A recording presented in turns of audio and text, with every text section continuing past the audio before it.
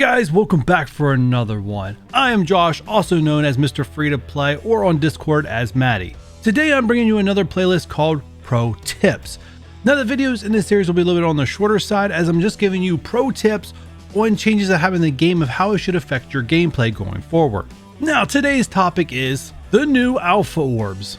So now depending on where you're at in the game, my advice may not apply to all of you. I expect a few of you to fall into a very special boat that where some of this advice is not going to be great for you given where you're at in the game. But this advice is going to be great for players like myself, for where I'm at currently in the game, and also brand new players. Now the further you get into late mid game, it may be where you might have to ignore this pro tip. So first off, there's been a huge change in the characters available in the Alpha Orb.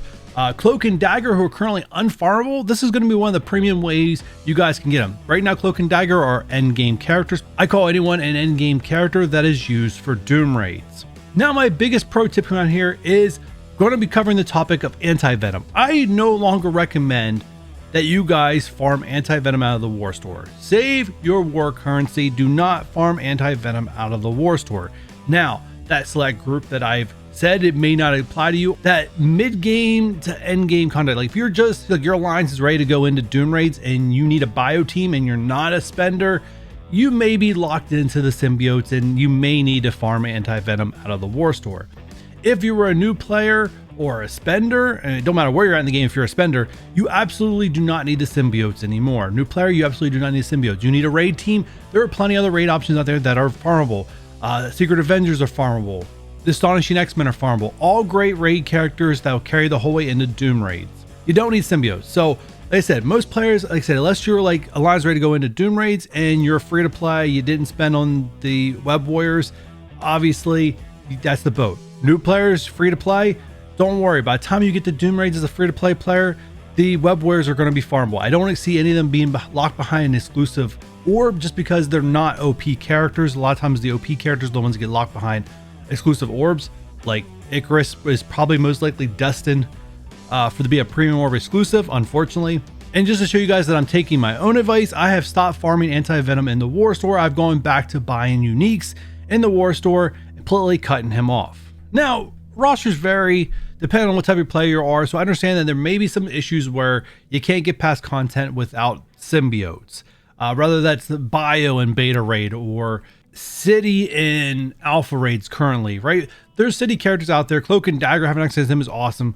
Shang-Chi, who's available if you open your Blitz orbs and don't buy characters at Blitz store, you'll eventually get characters, you get shards of Shang-Chi, unlocking him, using him in that kind of content. So there's ways to getting past the symbiote characters. And if you need any specific roster advice, if it's just one thing you need, you can always join my Discord, ask me the question there. I'd be more than happy to help you if, assuming my community doesn't get to you first. I'm more than happy to help you, but trust me, Anti-Venom, like I said, unless you're in that bubble, I explained earlier about your alliance jumping into Doom raids and you just cannot get the Web Warriors right now because of the base on your free to play or whatnot, then Anti-Venom, still farming in War Store might be your best bet.